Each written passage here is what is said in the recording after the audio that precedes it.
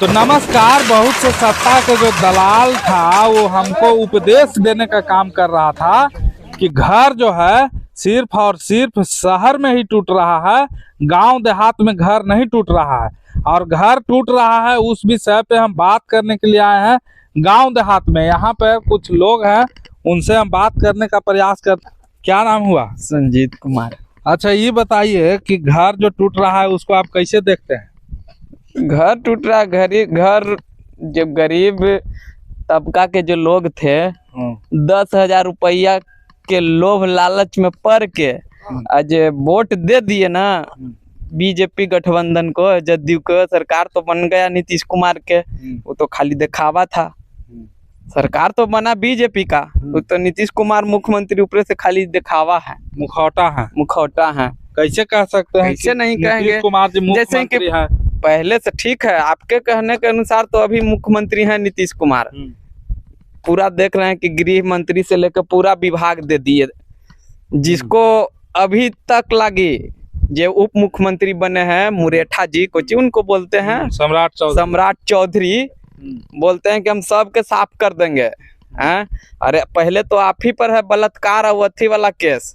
Degree तो आपका कुछ है ये नहीं है। जहां से आप चुनाव लड़े वहां हर एक जगह हर एक कैंडिडेट का नाम आया कि तारापुर से फलना सम्राट चौधरी का नाम कहाँ कोई पेपर में आया ही नहीं। ये सब फर्जी है, नामे नहीं था। ऐसे ही लड़ लिया चुनाव, ऐसे ही जीत लिए। लेकिन जनता का जो था, जनता का जो माहौल था, किसी तरह से गुमराह करके गरीबों को वोट, पैसा के लोभ लालच दे करके गरीबों का वोट लेने में तो नीतीश कुमार काबिल हो गए। गरीब भी तो पैसा देख रहा था ना, उसको तो पैसे में विकास लौक रहा था। देखिए, गरीब जो नीच गरीब जात के जो लोग होता है ना, उसको ठीक है पैसा के लोभ में तो दे के पड़िए गया। लेकिन आज सबसे ज्यादा दिक्कत हो रहा है वही गरीब के, जो 10,000 रुपया जीविका के नाम पर, जीविका के थ्रू इतना षड्यंत्र रचा और षड्यंत्र रच के जो गरीब का मत को हासिल कर लिया बीजेपी और जदयू वाले। सरकार तो बना लिया, लेकिन अब सबसे ज्यादा शोषण होगा तो गरीबे के होगा, ये जान लीजिए। कहने का मतलब है कि जो नीतीश कुमार जी का सरकार है वो 10,000 सरकार है। हाँ, 10,000 है ना। तो अभी भी वो फैसला करके देख लें, चुनाव करा के देख लें, 10,000 नहीं देते तो सरकार हाँ नहीं बनता। एकदम पक्का दावा के साथ हम कह रहे हैं कि नहीं बनता। जीविका के थ्रू प्रत्येक बूथ पर जो जीविका के कमेटी मोबिलाइजर जिसको कहते हैं सीएम, उसको बैठा के टारगेट करके हर एक बूथ पर, हमारे गांव में भी बैठा दिया। हमने कहा कि आपका तो कोई चिट्ठी उठी है नहीं जी, आप क्यों बैठ गए? तो कि जीविका के जो डीपीएम पीपीएम कोची होता है वो हमको ऑर्डर दिए हैं तो हम बैठे हैं। हम तो चाहते तो भगा भी सकते थे, लेकिन गांव घर के चलते नहीं भगाए। लेकिन इसी के थ्रू गरीब के वोट को टर्न कर दिया।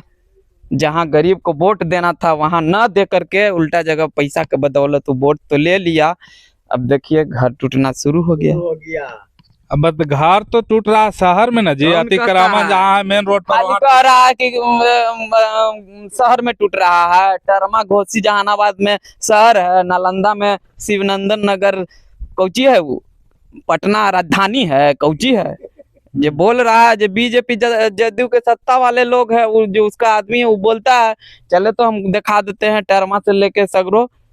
हाँ ठीक है, वो लोग कह रहे हैं ना कि शहर में भी तोड़ रहे हैं, तो कोई दिखा देवे तो बड़का जिसका बिल्डिंग है उसको तोड़ के।